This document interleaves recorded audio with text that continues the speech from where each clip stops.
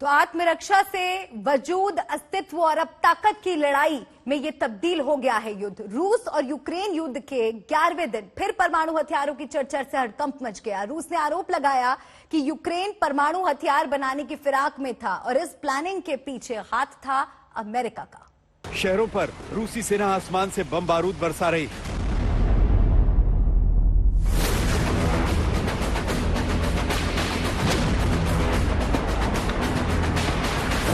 जमीन पर रूसी टैंक शहरों में तबाही मचा रहे हैं।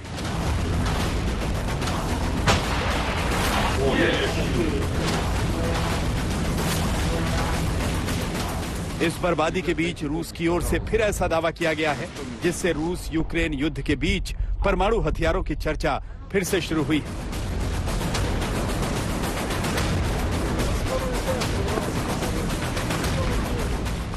रूस का दावा है कि यूक्रेन परमाणु हथियार बनाने के प्लान में जुटा हुआ था। इसके लिए अमेरिका ने उसे उकसाया और परमाणु हथियार बनाने में अमेरिका यूक्रेन की मदद भी कर रहा था। रूस का कहना है कि परमाणु हथियारों के लिए यूक्रेन को प्लूटोनियम भी दिया। रूस का दावा है कि यूक्रेन के ज्यादातर सैन्य ठिकानों को रूसी सेना ने तहस नहस कर दिया है।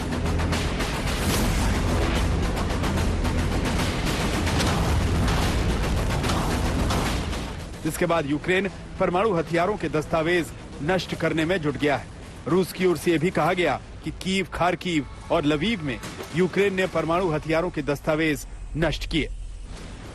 रूस की ओर से यह दावा तब किया गया जब यूक्रेन के 2 परमाणु पावर प्लांट पर रूसी सेना ने कब्जा जमाया और तीसरे न्यूक्लियर पावर प्लांट पर रूस की नजर है। चेर्नोबिल और ज़ेपोरिज़िया न्यूक्लियर पावर प्लांट पहले से ही रूसी सेना के कब्जे में है। यूक्रेनस्क न्यूक्लियर पावर प्लांट की ओर भी रूसी सेना बढ़ रही है। जहां तक न्यूक्लियर का पूरी दुनिया में जो टेंशन हुआ है न्यूक्लियर उसके प्लांट के कारण ये है कि अगर बाय चांस उस पर कोई मिसाइल गिर जाती है गलती से या किसी भी कारणवश, तो अगर वो रिएक्टर्स पे गिरती है और रिएक्टर्स में डैमेज होता है तो उससे रेडिएशन लीकेज होगा। और अगर रेडिएशन लीकेज ज्यादा होता है तो वो सेंट्रल यूरोप, जो कि नेटो के मेंबर्स हैं, सेंट्रल यूरोपियन कंट्रीज, वहां तक हर हाथ में पहुंचेगा। और संभावना है अगर हवाएं तेज हुई पूर्व से पश्चिम की तरफ तो वो पश्चिमी यूरोप, फ्रांस, जर्मनी तक भी पहुंच सकता है। और यही एक बड़ा कारण है कि यूरोपियन देश इस वक्त इतने घबराए हुए हैं। और इमीडिएटली जब उन्होंने पहला ज़पोरिज़िया वाला न्यूक्लियर प्लांट रूसी सेनाओं ने कब्जे में किया तो इमीडिएटली आपने देखे अगले दिन सुबह प्रेसिडेंट बाइडेन का स्टेटमेंट आ गया कि वो सैंक्शंस हटाने को तैयार हैं, बातचीत को तैयार हैं। साफ है कि रूस की रणनीति अब यूक्रेन में ऊर्जा सप्लाई काटने की है ताकि अब तक मोर्चे पर डटे यूक्रेन को घुटनों पर लाया जा सके।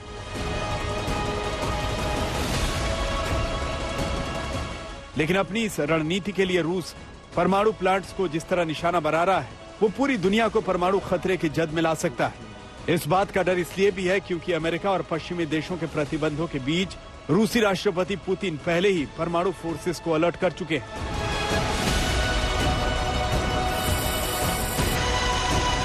Сейчас мы слышим, что нужно сделать бесполетную зону на территории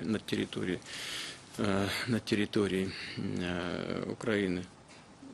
Сделать это невозможно на самой территории Украины. Можно только с территории каких-то соседних государств. Но любое движение в этом направлении будет нами рассматриваться как участие в вооруженном конфликте той страны, с территории которой будут создаваться угрозы. अब रूसी सेना यूक्रेन में अपने मिशन को पूरा करने के लिए जिस तरह एक्शन मोड में आ गई है वो इस युद्ध को परमाणु संकट वाले मोड़ पर ले जा सकता है। कीव से गौरव सावंत, राजेश पवार, गीता मोहन, श्वेता सिंह और पवन के साथ आज तक ब्यूरो।